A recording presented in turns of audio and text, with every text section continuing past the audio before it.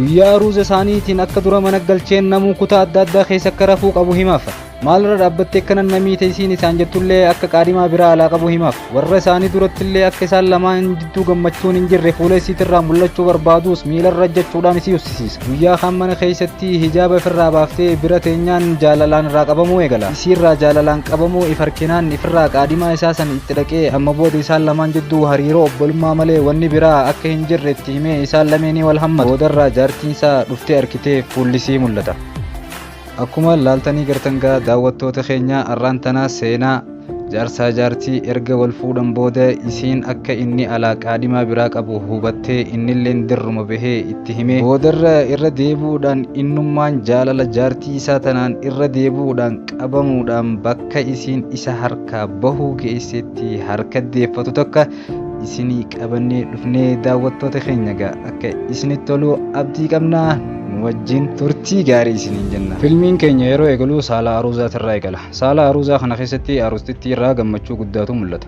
garuu aruusticharraa gammachuun hin mul'atu. aruustitti maqaan isii taariyaa jaama. aruusticha immoo maqaan isaa bayyaan jaama. bayyaan akka fuudha isii fuudhe kana warri isaanii isa dirqamsiisuu qofaan isii fuudhe malee gammachuu fi jaalalaan akka isiin fuudhiin gadda inni qaburraa irraa mul'ata. akka dura kara mana isaanii galaniin bayyaan mana keessatti yeruma duraatiin fuulatti jijjiiree isiitti garagala. wal fuudhaa heerumni keenya kuni waraqaa qofarratti malee jaalannee wal hin fuune waan wal fuudhaan dhufte qofaaf wal fuune malee an jaaladhee sin fuunee jaan. waraqaa kijibaatiin wajji jiraachuun isaaniitilleen waggaa takka qofa ta'uudha ibsaaf. hamilee isiidhaa cabsuudhaan akka kilaasii isaa seenuu hin dandeenye isin himaaf. akka isiilleen adda rafuu qabduu fi akka innilleen kilaasii isaa keessa kophaa rafu. sa'a inni ka'ee bahuu fi sa'a inni ka'ee mana deebi'us akka isiin isa hordofuu hin dandeenye tolchee adda baasaaf.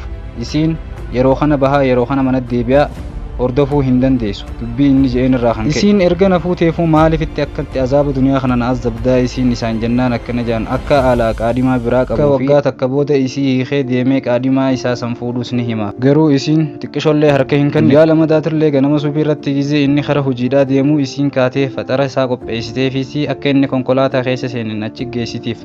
garuu inni asittillee hamilee isii tuquudhaan qalbii isii cabsuudhaan akka harka isii irraa nyaannetti himee biraa deema. inni isii biraa deemee qaadimaa isaa ta maqaan isaa Saaraa jaamtu bira dhaqa. Saaraadhaanillee obsee fi gaddii isii jaan hanqaan jaartii tijjata waraqaa kijibaarra jirtu san irraa buusee waraqaa dhugaas irra kaayuutu waa xiqqishuma naa obsii jeetii isii kadhata. guyyaa kaan gandi isaanii waan qophiidhaa qabuuf qophii isaanii san duratti inni isiidhaan akka isii gammachuu qabdu qofa akka fuula isii irraa mul'atu isii ga'a. yeroo silaa tatta'anii haasawanii warra isaaniitii fi bakka qophiittillee isii irraa akka gammachuu qabnu xiqqisho fuula isii irraa mul'achuu fedhullee bayyaan miila isii irraa ajjachuudhaan hin dogongorii waan isiin jee hin dagatiin jaan. guyyaa kaan waan isiin bakka qophii sanitti qaalii isaa gootee fuula maatii isaa duratti akka gammachuu qaban irraa mul'istee jirtuuf akka isii gabbaasuu qabu gaafatti. innilleen gaawaan isiin yeroo san qaalii isaa gootee jirtuuf qaalii isii godheetii ala gabbaasee bakka isiin barbaadduu fi bakka isii wajji dhaquu barbaaddu takka takka wajjiin dhaqee kara Saaraadhaa deebi'a. isiin immoo mana galteetii manatti isa eeti. yeroo inni kara manaa deebi'u xiqqaattullee waraqaa kijibaatiin wajji jiraachaa jirrullee haalli ati keessa jirtu kun sirriidhaa miti garuu xiqqishumallee taatu maqaa fuudha heeruma juu kana kabajii ittiin isiin. maatiin isaanii tokko tokko mana isaanii keessa sisirreessuu fi waan irruutu fi kana tokko tokko laaluudhaaf dhufanii ilaalaniis akka isaan kutaa garagaraa keessa rafaa jiran hin hubatanii waan kutaa garagaraa keessa jiru hunda kutaa tokko deebisaniiti kutaa hirriibaa tokko deebisanii fi biraa deeman.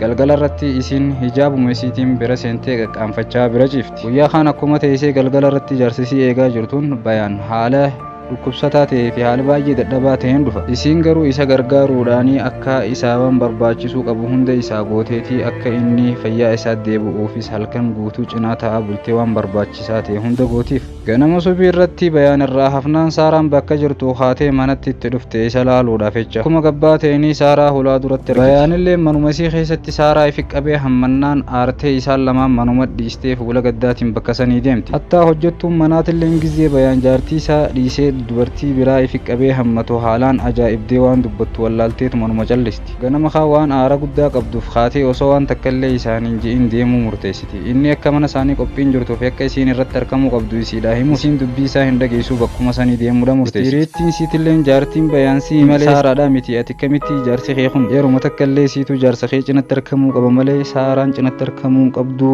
bakka sanillee bakka arraan tana qophiin jirtu sanillee dhaquu qabdaa jechuudhaan isii jajjabeessi. Ifarraa kaateetuma bakka qophii san dhaquu murteessiti yeroo dheetutti garuu bayaan isii dura dhaqee jira. Ilmi adeera bayaan akka hariiroon isaan lamaan jidduu jirtu tun hariiroo kijibaa taate ni beeka garuu bayaan akka inni hin dubbanneef isa sodaachisa. Taariyaan jecha geelee isii dhageessee bakka qophiidhaa kana dhuftee irratti argamuu murteessitee dhuftus akka dhuftetti isattis waan aara guddaa qabduuf kennaa fiddeef qofa isaanii kennitee bakka tanaa deemti. Yeroo karaa manaa galaniis arraan tana gizee silaa ati na wajjin bakka qophii san dhaquu qabdaa naan jettu si dhiisee deemuu kiyyasaniif dhiifama jettee isa dhiifama gaafa. Guyyaa lamadaa gizee wajjin isaan lamaan mana isaanii keessa wajjin ta'anii filmii ilaalan. Taariyaan arraan tana ijaaba isii irraa fuutee mana keessatti isa cinaa teessi. Inni arrumaan tana isiiyyuu tolchee ilaalee jaama. Bareenni isiin qabdus ammaan tanatti mul'achaa dhufee itti daddagamaa dhufee walii booddee gizee mana keessa na cinaa teessu. Ijaaban kaayyatinii jaam mana keessatti bayaan daguma keessatti jaalalasiitiin qabamee farka. Akka karaa manaa galanitti illee bayaan yeroo takka saaraa arkuu akka qabu isiidhaaf himullee garuu isiin akkanatti haadha manaatii fi abbaa manaa gaarii waliin taanee jiraachuu ni dandeenya jetteenitti isiin saaraa isa irraanfachiisuu yaalii gooti. Akkuma wayitiin hirribaa geessan taariyaa fi bayaanilleen karaa mana hirribaa deeman yeroo mana hirribaa dhaqan gaa isiin akkuma duraan barattetti isiin karaa gurfaa isii deemti innilleen karaa gurfaa isaa deema. Garuu arraan tana bayaan akka isiin dhuftee kutaa isaa keessa wajjin rafuu qabdu isii gaafata. Odumaa bifa kanaan jiraatanii guyyaa kan garuu waraqaan bayaaniif dhufti akka saaraan dhukkubsattee mana yaalaa keessa jiru. Akkuma dubbii tana dhageen innilleen dafee hospitaalatti itti dhaqa. Gizee inni itti dhaqee garuu saaraan ol jetteeti isa hammatti. Akkuma saaraan bayaan hammatteeni taariyaan dhaabbattee isaan lameenii wal hammachaa jiru arkiti. Waggaa kana isiilleen natti taphachaa jira malee waa ammallee gama kiyya hin deebine jettee murteessitee irra deebuudhaan ammallee gadda keessa seenti. Bareenni kiyyatti mul'annaanuma yeroodhaaf na fayyadamee booda na dhiisuu deema malee nan jaalatu jaalaltee amma inni siin jaaladha naan jettuun takijibaati malee nan jaalatu jettee hanga dandeettiis booyuudhaan isaanillee ati anumatti taphachuu jirta malee anuma kijibu jirta malee ammallee qalbiin ta'e saaraa bira si jirti malee ana bira si hin jirtu jechuudhaan biraa deemuu murteessiti. Innilleen ammaan tana kophaa isaa mana keessatti hafee gaddi guddaan itti dhaga'ama. Gadda qofa osoo hin ta'in akka isii zallamee jiruu fi akka haqa isii dhiibee jiruu fi akka mirga isii dhiibee jirus ammaan tanatti mul'ata.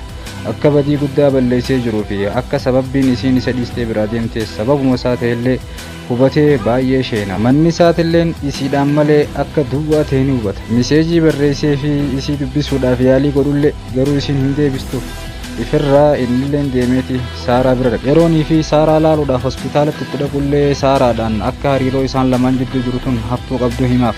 Akka jaalala dhugaa jaartuma isaarraa qabamee jiruu fi akka isii fuudhuu hin dandeenye itti himeeti jaartuma isaa qofa akka jaalachuu qabu itti himnaan saaraan loltee bakka tanatti akkamiin na dhiistaa na dhiisuu hin dandeessu jechuudhaan itti dubbatti. Garuu erga hospitaalaa baatee mana isii deebite booda xiqqasho teessee itti yaaduudhaan akkaataan kun anaaf isaas nan baasu jechuudhaan murteessitee gama isaa dhaquudhaan atiis eega jaartumatee qofarraa irra deebitee jaalalaadhaan qabamuu murteessite. Anilleen ilmaadeera kiyyaattiin heerumuudhaa deemaa anaaf ati amma booda obbaleeyyanii jechuudhaan isa hammatti. Ammaas irra deebuudhaan jaartiin isaa isaan lameenii wal hammatu saaraa fi bayaanii wal hammatu irra deebuudhaan ija isiitiin arkiti. Wal hammachuu isaanii kana dogongoratti hubattee ammaas irra deebuudhaan isa dhiistee deemuu murteessitee achi dhiistee biraa deemti. Inni jala fiigee hubachiisuudhaaf yaalii godhullee garuu isiin dubbii isaa hin dhageessu isa achuma dhiistee biraa deemti. Hanga dandeettii isaa jala fiiguudhaaf hanga dandeettii isaatti isii hordofuudhaaf yaalii godhullee garuu isii arkachuu hin dandeenye. Hiriitti isiidha akka arkeen gaafatullee hiriittiin isiitillee deebii qubsaa kennuuf hin dandeenye. Hanga yeroo tiraafikiin makiinaa dhaabe inni makiinaarraa bu'ee miilaan fiigee makiinota keessa isii barbaadu takka mudate. Garuu ammallee abdii hin muranne guyyaa tokkonumaan arka jechuudhaanii osoo abdii hin muratiin barbaadu isii itti fufe. Yaa Rabbii kiyya isiidhaan wal nagarsiisi je'ee dogongora isaatillee hubatee akkuma du'aa isaa fixee fuulaan ifirra garagaleen fuula isiidhaa arka. Carraa amma isaa dhufe kana gonkumaa ifarka akka hin baafne murteeffate. Isiillee akkuma arkeen ifi qabee hammachuudhaanii wal fuudhaa heerumni isaanii ammaan tana kijibarraa gama dhugaa jijjiira. Waraqaan ihaa tan kijibaa tan duraan isaan lamaan jidduu jirtu sanillee ogguma san baasee dhoosa. Akkas jechuun lameen wal jaalate jaalalti isaanii yookaan jaarsaa jaartummaan isaanii waraqaadhaanii miti. Fuudhaa fi heerumni wal beekuudha jaalala dhugaatiin. Jaalalti dhugaa ammoo kabajaadha fiddi. Kabajaan ammoo hanga umriin namaa wajjin jiraatti. Bifa kanaan xumuramee ja'ama filimni anis gaa